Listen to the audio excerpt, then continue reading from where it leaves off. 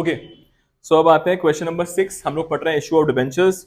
तो question number 6 बोलता है F limited an unlisted trading company has issued 60,000 8% debentures of 100 each at par। तो पार पे इश्यू किए गए हैं and are to be redeemed at premium of 10% after 2 years। तो यहां पे क्योंकि हमारी ये कंपनी एक अनलिस्टेड ट्रेडिंग कंपनी है, तो यहां पे आपको D R R and D R I दोनों ही बनाना पड़ेगा। ठीक है, आगे the amount was paid at, अच्छा ठीक है, ये भी आपका इंस्टॉलमेंट वाला क्वेश्चन है। तो बनाते हैं छोटी सी समरी, स्टार्ट करते हैं फिर क्वेश्चन को। तो दिस इज क्वेश्चन नंबर 6। तो the company has issued 60,000 8% debentures at the rate 100 at par, और यहां पे बोला गया है रिडीमेबल एट प्रीमियम। तो this is your par premium वाला सिनेरियो। प्रीमियम है आपका 10%, तो आपको प्रीमियम पर रिडीम करना है 10% प्रीमियम पर। और यहां पे एक और चीज लिखी हुई है कि the redemption is out of profits. आपको जो ये डिबेंचर्स को रिडीम करना है, ये करना है आउट ऑफ प्रॉफिट्स। तो ये चीज देखिए, unlisted trading company, apart from that out of profits, these two things are mainly for the ISC curriculum। so start करते हैं with the entry, इशू की एंट्री से। so यहां पे डेट एज सच गिवन नहीं है, तो यहां लिखेंगे हम लोग सबसे पहले बिगिनिंग ऑफ फर्स्ट ईयर। जिस साल आपने इशू किया है उस साल की स्टार्टिंग में एंट्रीज होंगी। रोल 6 एंट्रीज होंगी। अच्छा, यहां पे अमाउंट्स थे आपके। ओके, तो यहां पे एप्लीकेशन एंड अलॉटमेंट का एक ही इंस्टॉलमेंट है और दूसरी इंस्टॉलमेंट है डायरेक्टली आपकी फाइनल कॉल की। तो यहां पे it is payable as 50 and 50। बहुत ही बेसिक क्वेश्चन है, करते हैं। तो पहली एंट्री जो होगी आपकी, that would be bank account debit to debenture application and allotment account.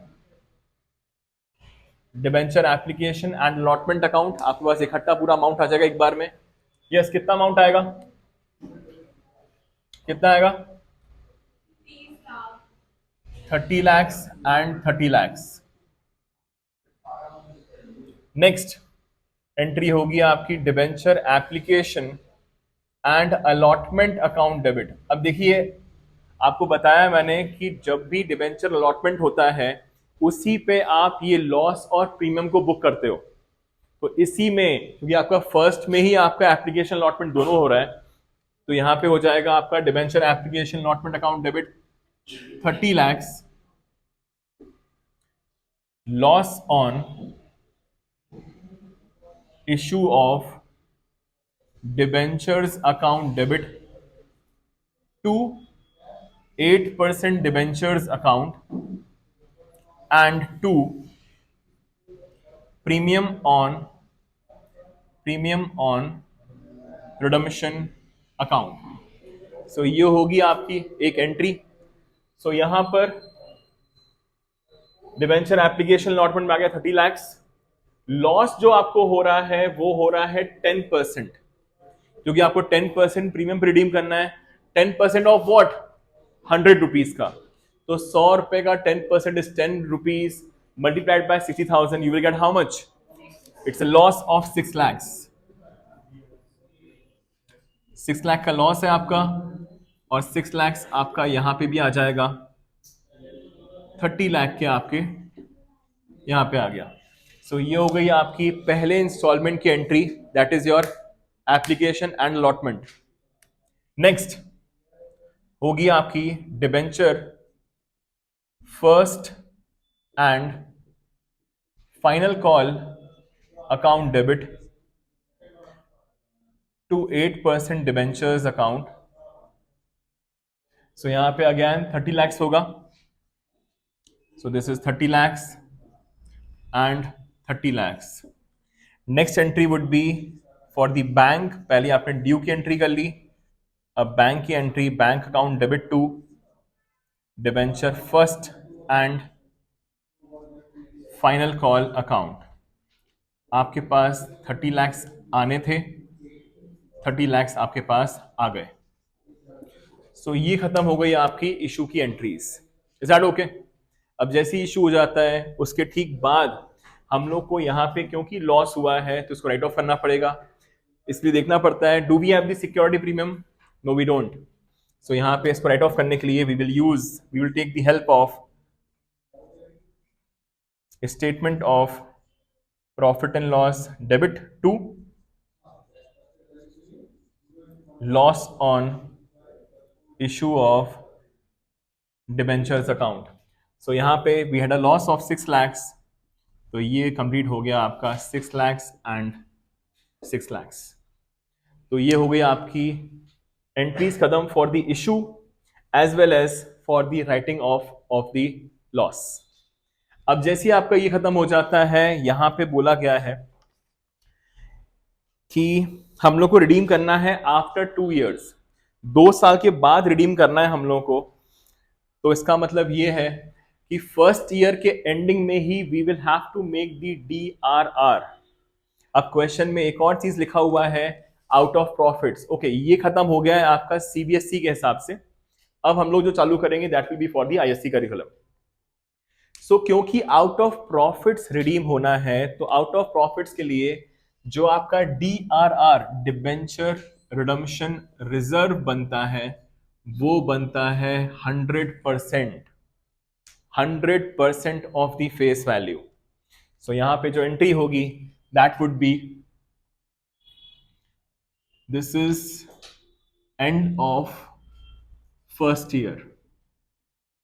ये आपकी एंड ऑफ फर्स्ट ईयर में होगी। आप बनाओगे DRR जिसकी एंट्री होती है surplus, that is balance in statement of P&L account debit. ये इतना बड़ा नाम है तो अगर एक लाइन में ना आ पाए तो सेकंड लाइन में आप उसको ले सकते हैं।